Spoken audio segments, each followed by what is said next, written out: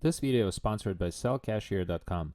They compare iPhone prices on the internet and give you their instant quote and the most cash for your iPhone. Hey guys, this is Ed with Techvarium. Look around while walking down the street and you will see so many different gadgets around you.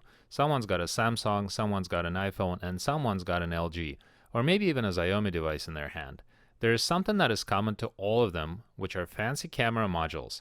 It is a competition across different brands, but there is another way to look at it. There is also longitudinal competition through time within the same brand. We will again talk about Apple today, that has had their cameras perfected once more.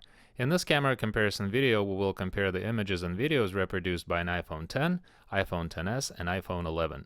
The reason for comparing these three is that their main camera modules are very similar. They're all dual 12-megapixel camera modules. The two main differences are as follows. First, an iPhone X carries a 28mm wide lens, while a XS and 11 carry a 26mm one. Second is that iPhone 11 received an ultra-wide camera in the module in place of the 12-megapixel telephoto lenses of iPhone X and iPhone XS as the second camera in the camera module. Selfie cameras are identical single 7-megapixel cameras in the X and the XS, while iPhone 11 sports a 12-megapixel one. At a first glance, there isn't much jumping at you in this low lighting conditions photo, other than the color differences. But if you look more closely, photo by an iPhone X is lacking the level of detail that a XS and 11 are able to reproduce. It's as if the pine needles are blending together. XS provides a clearer photo, but 11 is simply fantastic here. It seems that you can visualize every pine needle here. It is quite unnecessary to draw a conclusion here, but I will still say it. iPhone 11 produces the best image in the low light conditions of the three and has the best image post-processing. A great level of detail, but in a direct sunlight this time around. The bottom of each of the three images is a motion artifact, so the blur is neither intentional nor it is created by post-processing. 10 is evidently behind in this photo. The details of the individual leaves and petals is far superior in the images reproduced by iPhones XS and iPhone 11. Of course, we know that 11 is the winner here due to its richer colors and higher attention to smaller details. Now in a portrait mode, the background blur is roughly identical and we don't really care that much about it anyways, because it's just a blur.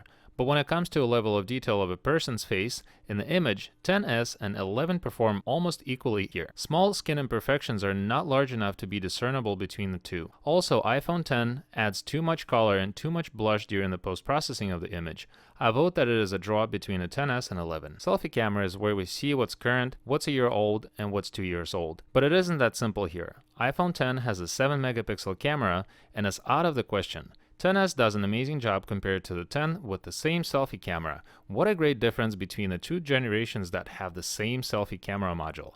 Also, notice how much closer a XS selfie is to a selfie by an iPhone 11 than it is to an iPhone X. But I won't argue here because 12 megapixels is 12 megapixels.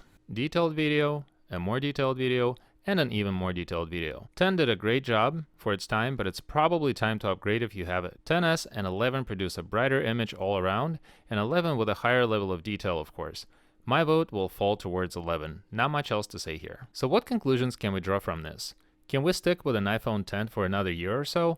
Undoubtedly. The design is much the same as of the iPhone XS, performs well, and hopefully the battery still holds charge.